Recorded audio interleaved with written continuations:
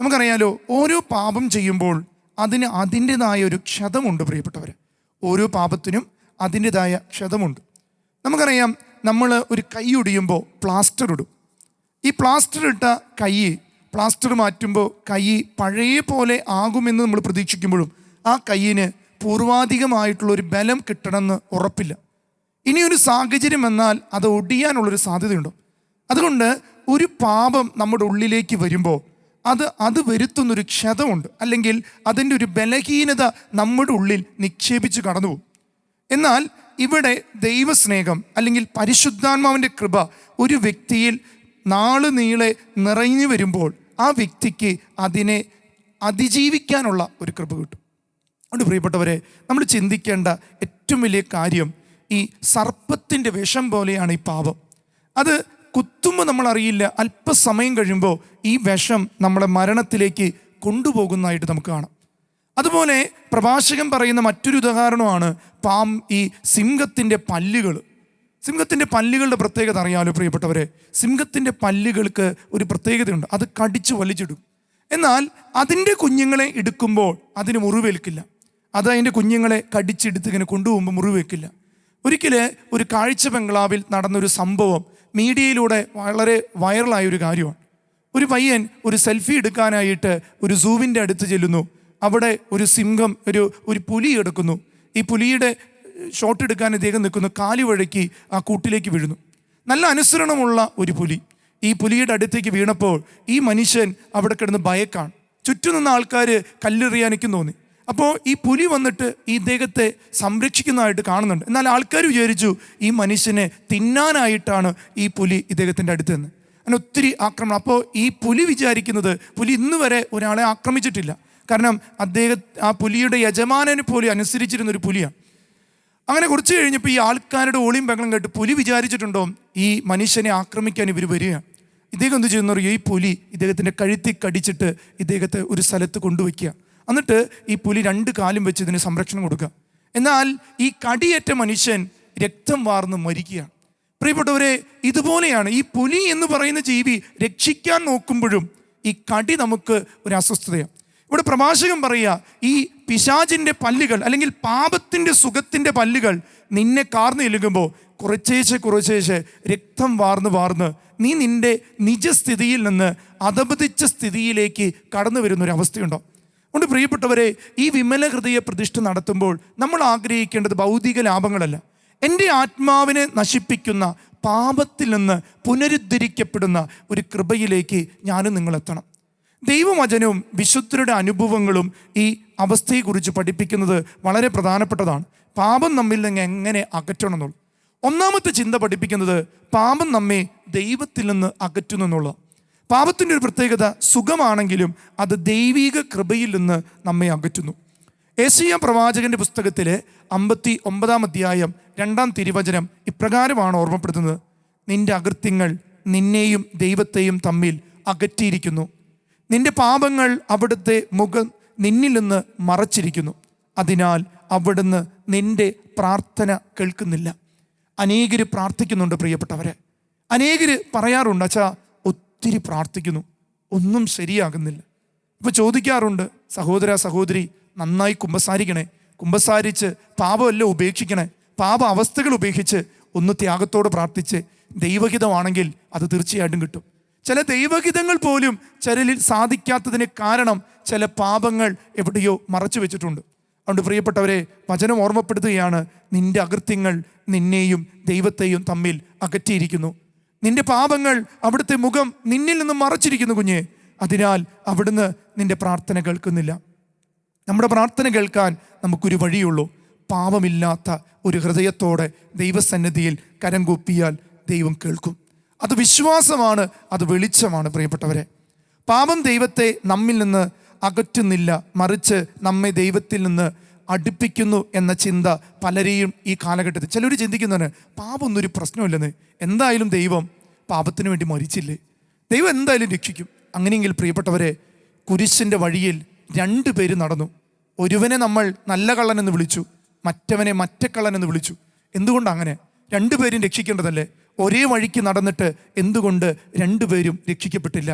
ഒരുവൻ അനുദപിച്ചു, ദൈവത്തിൻ്റെ കരങ്ങളിലേക്ക് അവൻ്റെ വേദനകളെ, അവൻ്റെ പാപഭാരങ്ങളെ ചേർത്ത് വെച്ചപ്പോൾ അവനെ പറുദീസായിലേക്ക് ദൈവം കൊണ്ടുപോയി. പ്രിയപ്പെട്ടവർ, നമ്മൾ അറിയണേ, ഈ ലോകത്ത് പലരും ചിന്തിക്കും പാപം ചെയ്താലൊന്നും കുഴപ്പമില്ല, ദൈവം ഓൾറെഡി എല്ലാം ചെയ്തു വെച്ചിട്ടുണ്ട്.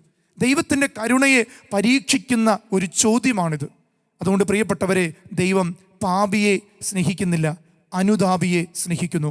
ദൈവം പാപിയെ സ്നേഹിക്കുന്നില്ല, ദൈവം പാപത്തെ വെറുക്കുന്നു. എന്നാൽ അനുദപിച്ച് പാപത്തെ വെറുക്കുന്നവനെ ദൈവം ഒത്തിരി ഒത്തിരി സ്നേഹിക്കുന്നു. ഞാനും നിങ്ങളും ദൈവത്തിന് മുന്നിൽ സ്നേഹിതരാകണമെങ്കിൽ ദൈവം ആഗ്രഹിക്കുന്നതാ. വിശുദ്ധ അഗസ്തീനോസ് പറയുന്ന മനോഹരമായൊരു വാചകമുണ്ട്. ദൈവത്തിന് വേണ്ടിയാണ് നമ്മെ സൃഷ്ടിച്ചത്. നമ്മൾ സൃഷ്ടിക്കപ്പെട്ടത് ദൈവത്തിന് വേണ്ടിയാണ്. നാം ദൈവത്തിൽ വിശ്രമിക്കുന്നവരെ നമ്മുടെ ഹൃദയം അസ്വസ്ഥമാണ്. നമ്മെ സൃഷ്ടിച്ചത് ദൈവത്തിന് വേണ്ടിയാണ്. പ്രിയപ്പെട്ടവരെ, നമ്മൾ ദൈവത്തെ നേടാൻ വേണ്ടി ഓടി നടക്കുമ്പോൾ തിരിച്ചറിയുക, ദൈവം നമ്മെ സൃഷ്ടിച്ചത് ദൈവത്തിന് വേണ്ടിയാണ്. അതുകൊണ്ട് നമ്മുടെ വിശ്രമം ദൈവത്തിനാകുന്നതുവരെ നമ്മുടെ പരിശ്രമങ്ങളും അതിനു വേണ്ടിയിട്ടുള്ളതായിരിക്കണം.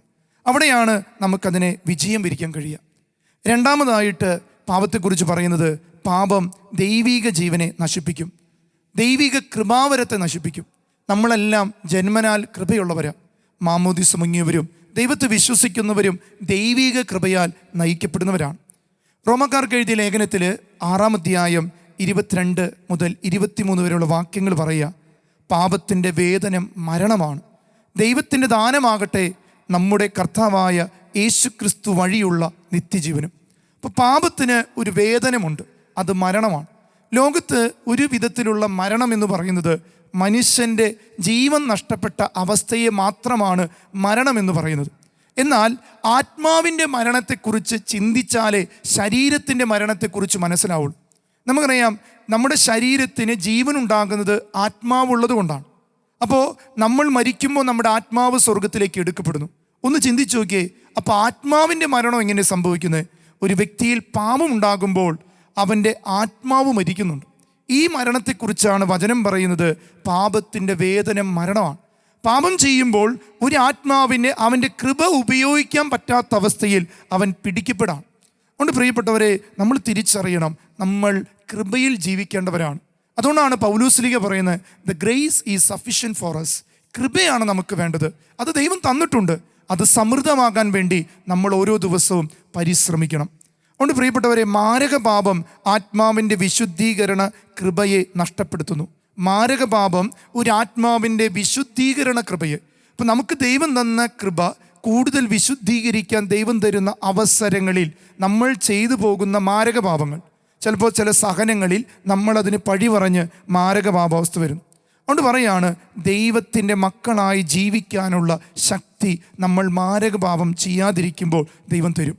എന്താണ് മാരകപാപമെന്ന് catechism of the Catholic church പഠിപ്പിക്കുന്നുണ്ട്.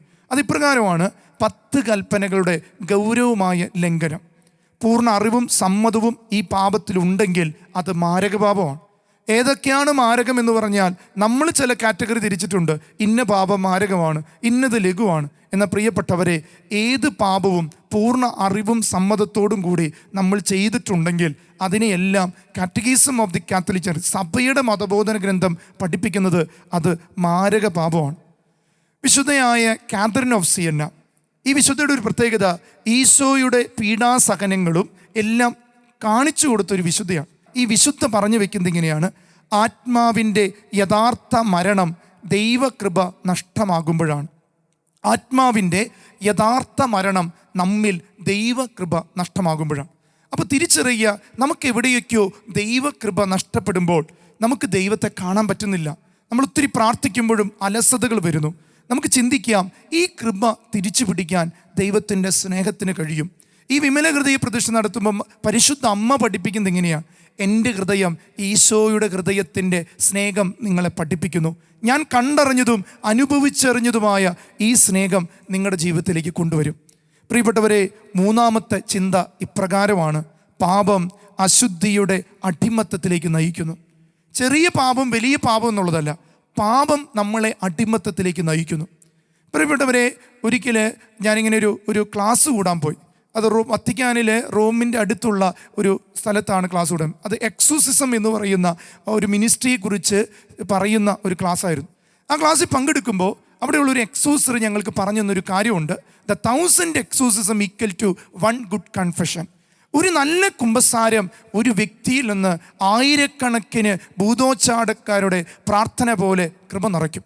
അതുകൊണ്ട് പ്രിയപ്പെട്ടവരെ, നമ്മൾ തിരിച്ചറിയുക, ഈ പാപം നമുക്ക് വരുന്ന അശുദ്ധിയെ കഴുകാൻ ദൈവം തന്നിരിക്കുന്ന കരുണയുടെ ആലയമാണ് കുമ്പസാരം. ഈ ദിവസങ്ങളിലെല്ലാം നമ്മൾ ഈ വിമലഹൃദയ പ്രതിഷ്ഠയ്ക്ക് നടത്തുമ്പോൾ നമ്മൾ കണ്ടെത്തുന്ന ഓരോ പാപ അവസ്ഥകളെയും ഏറ്റവും പെട്ടെന്ന് പോയി കുമ്പസാരിക്കാനായിട്ട് നിങ്ങൾ പരിശ്രമിക്കണം. അല്ലെങ്കിൽ ഇത് കേൾക്കുന്ന അല്ലെങ്കിൽ കാണുന്നൊരു ശുശ്രൂഷയായിട്ട് മാറും. ഇത് അനുഭവിക്കുന്ന ഒരു വിമല ഹൃദയ പ്രതിഷ്ഠയായി മാറാൻ ദൈവം ആഗ്രഹിക്കുന്നുണ്ട് പ്രിയപ്പെട്ടവരെ.